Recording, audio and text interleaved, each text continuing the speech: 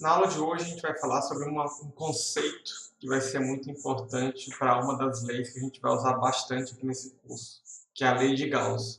E esse conceito é o conceito do fluxo de campo. A gente vai emprestar ideia aqui do fluxo material, né? Então, eu tenho nessa figura, né, a bolinha de sabão, uma bolhona de sabão no caso, que está surgindo ali porque eu tenho ar passando através desse anel amarelo. Então tem um fluxo de ar que está empurrando essa película e vai formar uma bolha de sabão aí.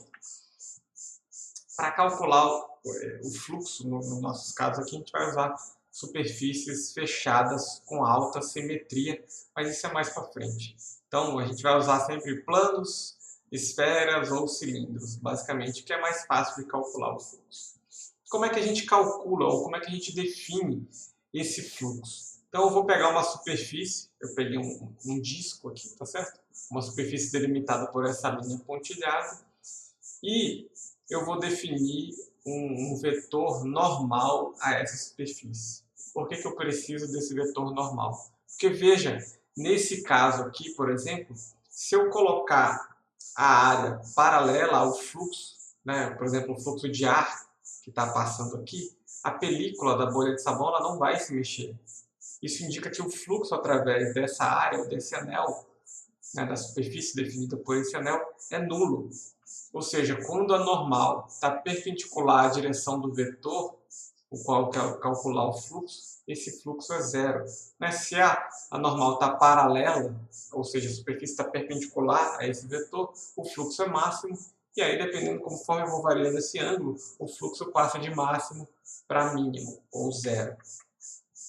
Então, a quantidade de linhas de campo que atravessa a superfície é uma das formas que eu posso definir o fluxo. Então, dada uma certa área, quantas linhas de campo vão atravessar essa área, né? Isso já contabiliza um pouco esse ângulo, né? Porque eu vou ter uma área efetiva, que é a área perpendicular. Se eu inclinar um pouco essa superfície, a área efetiva diminui, né? Imagina um feixe de luz, uma lanterna, você põe a mão assim e depois você põe a mão assim, né? A sombra vai ser bem menor quando a mão estiver nessa posição do que quando ela estiver nessa, por exemplo.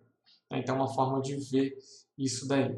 Então, o fluxo vai depender então, da magnitude da componente do campo que está paralela à normal da superfície que eu estou querendo calcular, né? O fluxo através da qual eu estou querendo calcular.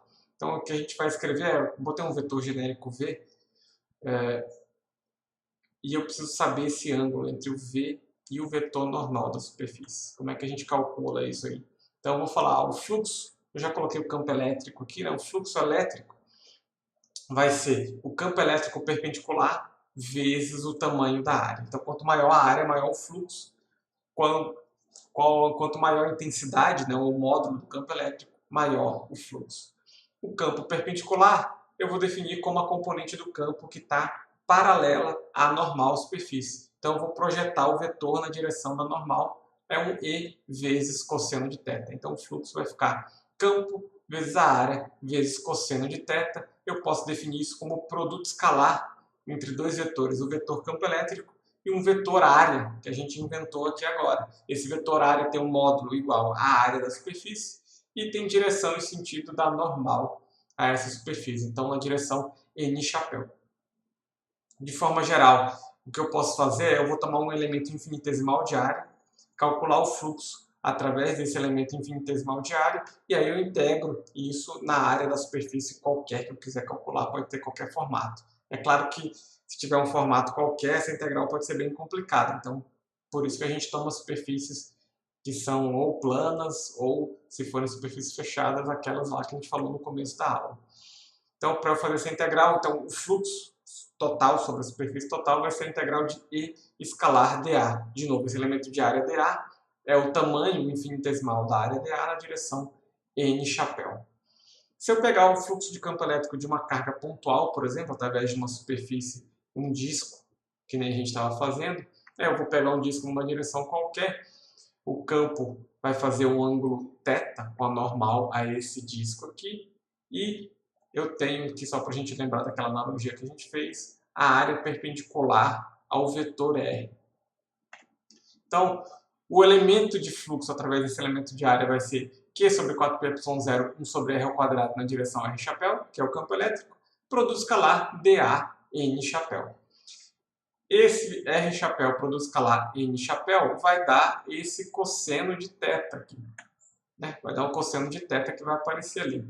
Então, o meu elemento de fluxo é Q sobre 4πε0, basicamente o módulo do campo, vezes esse termo entre parênteses aqui, dA cosseno de θ sobre R ao quadrado, que é o que a gente chama de diferencial de ângulo sólido. E que raios é o ângulo sólido? Bom, a gente tem o ângulo plano, que a gente já conhece, então o dφ vai ser o dl, o comprimento desse arco, dividido pelo raio R, assim que a gente define o ângulo que a gente chama de ângulo plano, o ângulo 2D. E eu tenho o ângulo sólido. Ao invés de eu ter um comprimento aqui de arco, agora eu tenho uma área, né? Imagina um pedacinho de área de uma casca esférica.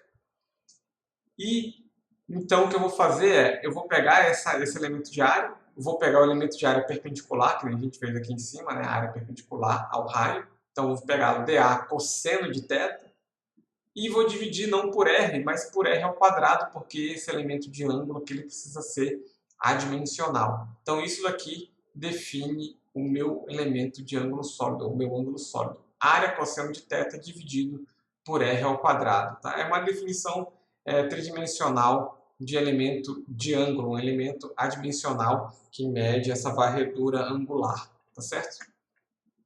Para uma superfície fechada, então a gente usa esse símbolo com a bolinha aqui. Pode usar também a integral dupla para indicar que é uma integral sobre uma área, não uma integral simples, mas como já tem um dA aqui, eu já deixo isso subentendido. Então, o fluxo através de uma superfície fechada vai ser a integral, né, numa superfície fechada de E escalar o elemento de área dessa superfície fechada.